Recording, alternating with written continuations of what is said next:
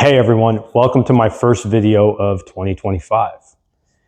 But I want to recap, 2024 was a wild year. We did new construction, we did creative finance with a few people in the Sub2 community. We've done JVs, we built the Slack channel in the last quarter of 2024. A lot of collaboration going on. We have the No One Left Behind challenge. If you're a part of Sub2, you know all about that.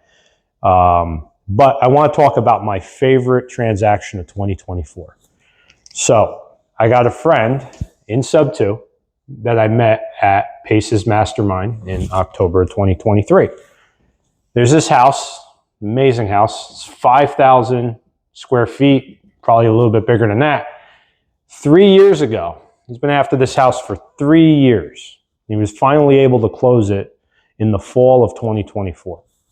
So 3 years ago, contacts the owner of this property who happened to be in pre-foreclosure. And if you're unfamiliar with the foreclosure process, before a bank forecloses on a home, you're in pre-foreclosure. The seller's or the homeowner's in pre-foreclosure, meaning there's still time to stop the auction. There's still time to stop the sale. So he contacts the owner while they're in pre-foreclosure and tries to work out a purchase. Doesn't happen. Property goes to the bank. We're going to call that REO. That means for real estate owned, bank-owned property. The bank lists the house and unsuccessfully sells it on the MLS. Buyer after buyer falls through. My buddy even tried to buy it as an REO. The price point, the work involved, just not working out. Ultimately, in summer of 2024, so I'll put summer of 24, it gets listed on an auction site. And there's tons of them, auction.com, there's Hubzu, there's a whole bunch of them. And a wholesaler puts it under contract first. So a wholesaler goes under contract first. He tries to buy it off the wholesaler. Wholesaler winds up canceling the contract.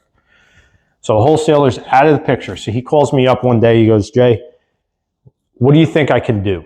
I said, well, why don't you just buy it with an owner-occupied loan? It looks like you can qualify. So I put him in touch with my mortgage broker that I've worked with for several years. Turns out he qualifies. So they go get an owner-occupied loan with a low down payment. They got approved. So they got an owner-occupied loan, just traditional purchase. However, there's a ton of equity in this property. So at their purchase price, they were sitting in a great position. So he really wants this property. Goes through it, gets under contract, great, everything's good. They go and get the commitment. They find out that the DP, the down payment, needs to be much higher than 5%. So now we're at 130K down approximately. Doesn't have 130K. So we're in working with the mortgage broker, tries to structure some things where some family can gift money over to help raise the down payment.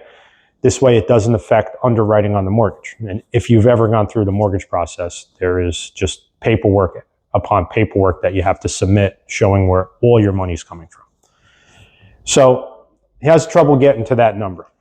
One day he calls me up. I want to say this is like in August of 24. He's like, hey, I need help.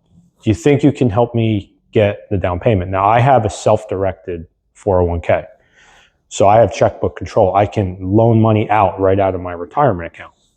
So I said, how much do you need? And it turns out he needed 100K. He needed to raise 100K to meet the down payment.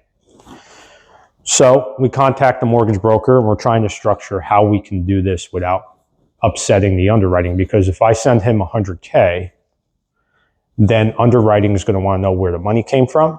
And it would delay the closing, and they were down to the line on the closing. Like there was no time to spare and start going back through underwriting.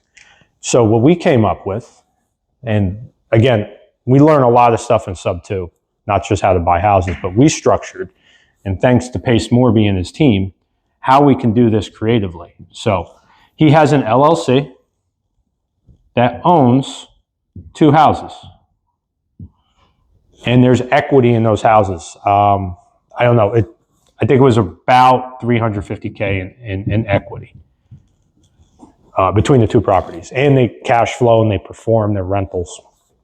So he gives me 20% of his LLC ownership in exchange for 100K.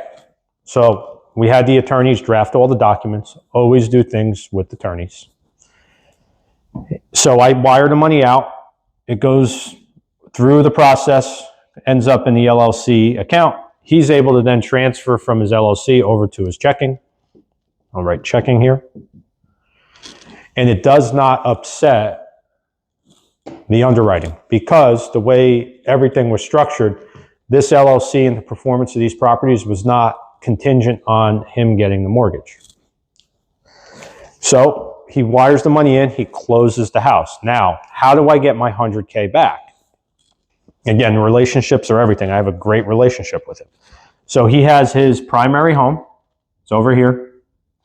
And it went up for sale, and there's about 400K, what we anticipate, 400K of equity that he would receive once this sold.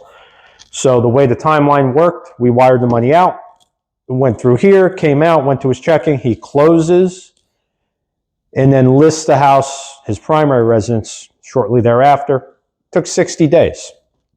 So 60 days, almost, I think it was 60 days exactly. We got a wire for 110K. So we had an agreement for 10 points for this transaction. So we were secured with 20% equity or 20% stake in a company that has equity and cash flows. He was able to close on his dream home. And then once he sold his old house, he took the proceeds from the sale, wired it back over to my retirement account. And this stays in this went right into my 401K. Ready to be redeployed again. So there's a lot of people that have 401Ks idling. And they don't know how to deploy this stuff. Shoot me a message. I can point you in the right direction of how you can set up one of these self-directed accounts. Now, relationships are everything. Know who you're loaning to and understand how to protect your capital when you're loaning. Can't stress that enough. Always defer to your legal team on how to do so.